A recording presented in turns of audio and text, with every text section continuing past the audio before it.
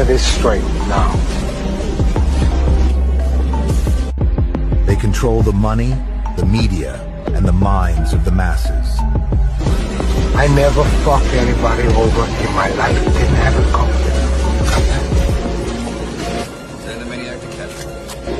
All I have in this world is my thoughts and my word. And I don't break them for no one. You understand? It's a proven fact that these false documents existed and were being circulated amongst right-wing newspapers in Baghdad and around the world in the immediate aftermath. But wait! There's more! Like I said,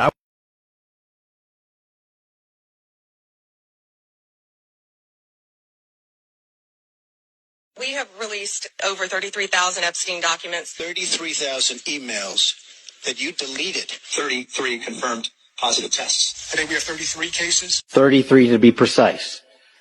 There are now 33 cases. For 33 hours.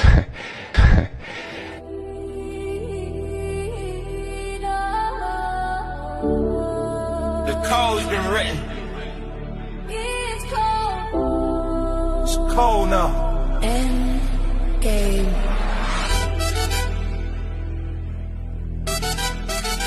Boom! I see signs in the skyline, patterns align, hidden degrees, symbols divine, thrones in the dark where the plans intertwine, scriptures encrypted, treaty design, 3-3 stamped on the pillars of power. Clock hit midnight, we enter the hour. Snow on the ground, but the world feel colder. Fire in the sky, revelations get bolder. Prophets on corners, they mumbling doom. News play the lies, I can smell the perfume. I don't trust idols, I don't worship a crown. They smile up top while they burn it all down. 33, code of the key. World on freeze, still watching me. Cold winds blow, sky turn red. They said it's the end, I ain't scared of what's said. 33, decode the lie. Come don't die, it multiply. Ice in my veins, flames in my head. It's the world gon' end and we rise instead. Echoes in temples, whispers in halls. Leaders act tough but they scared of the fall. They sign blank checks with invisible ink. Every headline's another deceitful link. Gold turn dust and the dust turn cold. People get lost on the day to roll. Ain't no savior in a tailored suit. The truth in a mic in a steel toe boot. Snow melt fast, rivers of glass. Skyscrapers crack as the heavens collapse. We don't panic, we move precise. The end of the world, just a glitch in the device. Cold front, system lock. Frequency spike, data shock. Signal in code, truth unlock. 33, cycle stop. 33, code of the key. World on freeze, still watching me. One of our passengers sadly passed away last night. Tragic as it is, it was due to natural causes, we believe.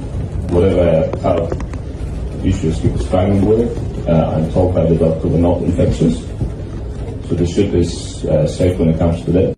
Most of you don't know that coronavirus as a model of a pathogen was isolated in 1965.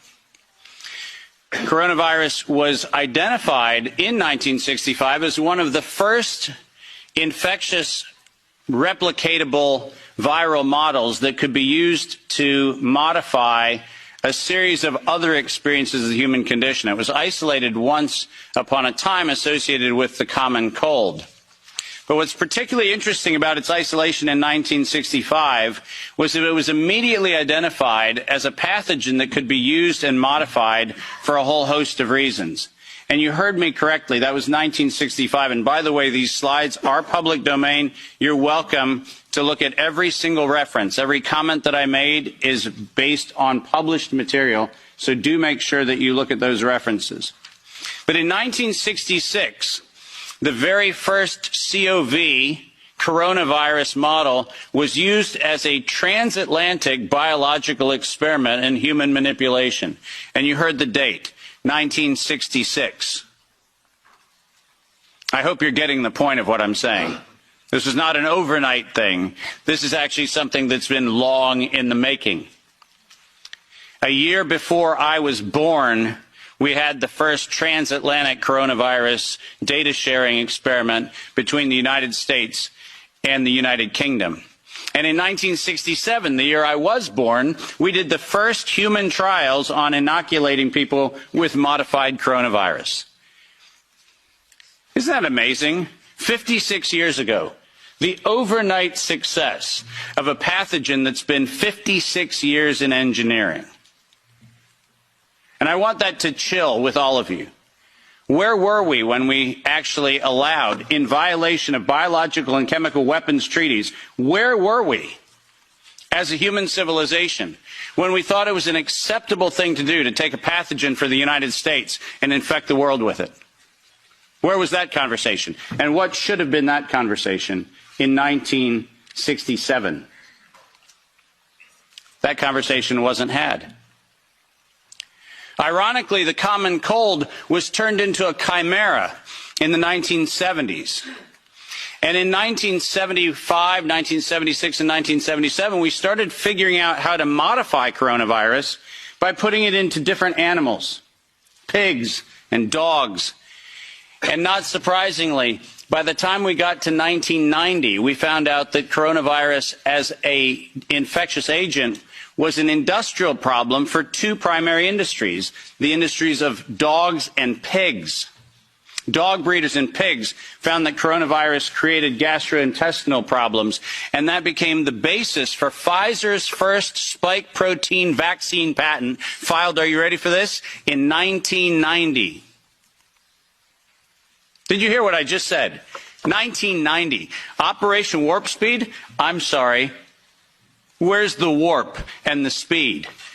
Pfizer, 1990, the very first spike protein vaccine for coronavirus.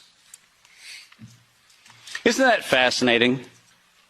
Isn't it fascinating that we were told that, well, the spike protein is a new thing. We just found out that that's the problem. No. As a matter of fact, we didn't just find out it was not just now the problem. We found that out in 1990 and filed the first patents on vaccines in 1990 for the spike protein of coronavirus. And who would have thought? Pfizer. Clearly the innocent organization that does nothing but promote human health. Clearly Pfizer. The organization that has not bought the votes in this chamber and in every chamber of every government around the world. Not that Pfizer. Certainly they wouldn't have had anything to do with this. But oh yes, they did. And in 1990 they found out that there was a problem with vaccines. They didn't work. You know why they didn't work? It turns out that coronavirus is a very malleable model. It transforms and it changes and it mutates over time. As a matter of fact, every publication on vaccines for coronavirus from 1990 until 2018, every single publication concluded that coronavirus escapes the vaccine impulse, because it modifies and mutates too quickly for vaccines to be effective. And since 1990 to 2018, that is the published science, ladies and gentlemen. That's following the science. Following the science is their own indictment of their own programs that said it doesn't work. And there are thousands of publications to that effect, not a few hundred.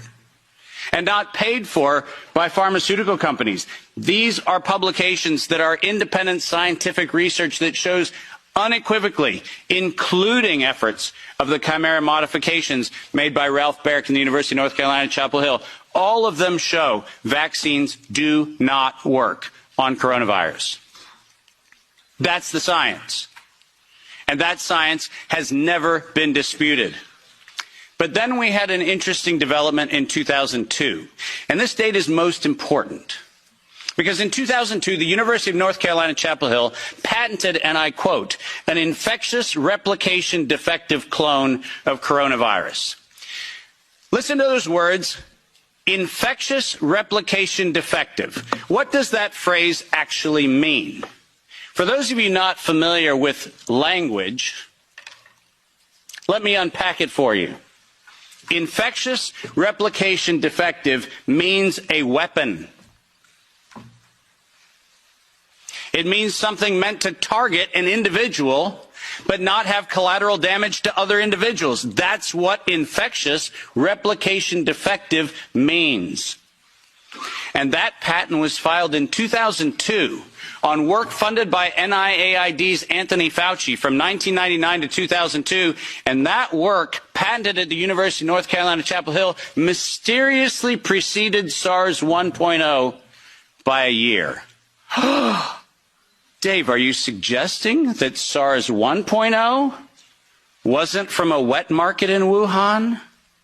Are you suggesting it might have come from a laboratory in the University of North Carolina, Chapel Hill? No, I'm not suggesting it. I'm telling you that's the facts. We engineered SARS. SARS is not a naturally occurring phenomenon. The naturally occurring phenomenon is called the common cold. It's called influenza-like illness. It's called gastroenteritis. That's the naturally occurring coronavirus. SARS is the research developed by humans weaponizing a life system model to actually attack human beings. And they patented it in 2002.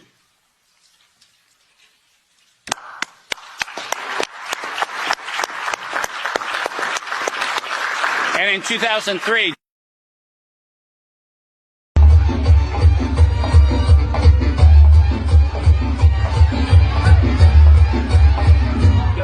amigo mío se casó con una jeva en la silla en la silla cuando pasó el tiempo una devoradora le da golpe la galleta ella es una abusadora. Beschlossen wurde, obwohl das erneuerbare Ausbaugesetz kommt, als ob die ökosoziale wann darf ich nach Hause? Gar nicht. Das war die Klimaneutralität Österreich. Ganzen Tag. Gorgeous, gorgeous girls get vaccinated. Gorgeous vaccinated girls get boosted, and gorgeous boosted girls get boosted again, if you're eligible. Look, that's our ship! 3 people are dead, and at least 3 others are sick. Purple!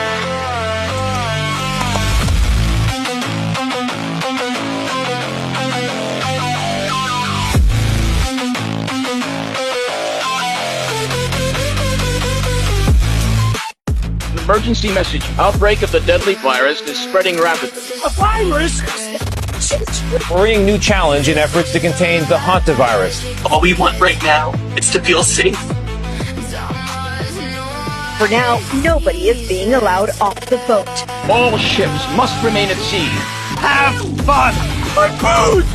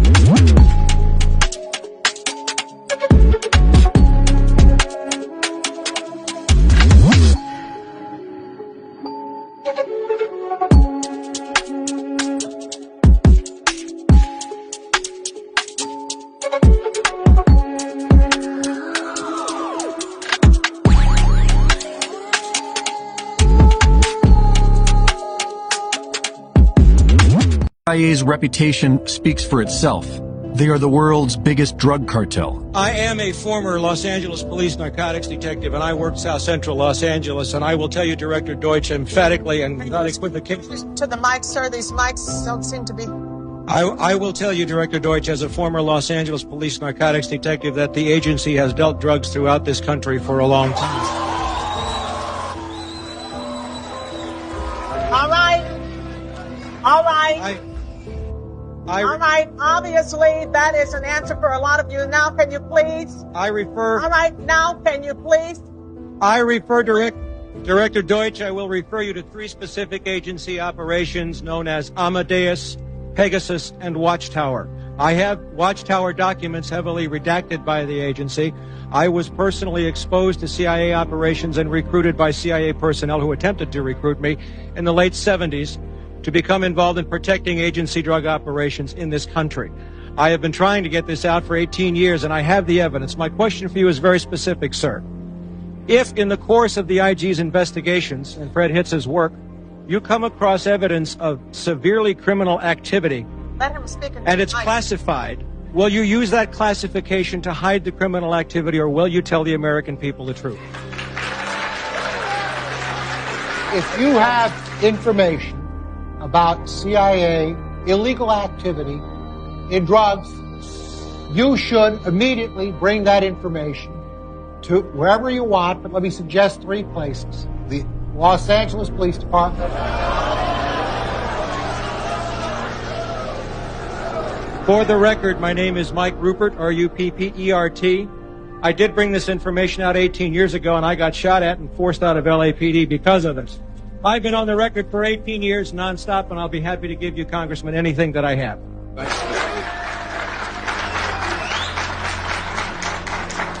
The gentleman in the beige shirt back there in the back. My name is James Otis. I'm currently making a documentary on the CIA, and we're interviewing 7 former agents. One was sent down to murder the head of Cuba, Fidel Castro. Another gentleman, Colonel Philip Redinger, was sent down to Guatemala to overthrow the government of Guatemala in 1954. The third agent was actually a spy on Iowa State University campus, where he spied on students, dark-skinned students, foreigners, and people from other countries. He was then sent down to Cuba to poison the food supply in Havana, poison the children of Cuba for whatever reason. So we all, I believe, already know this information, Mr. Deutsch.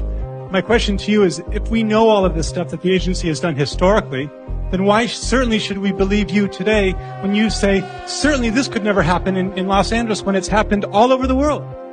Overthrower of nations. What would you have done on September the 12th, 2001? What would you have done if you'd been president?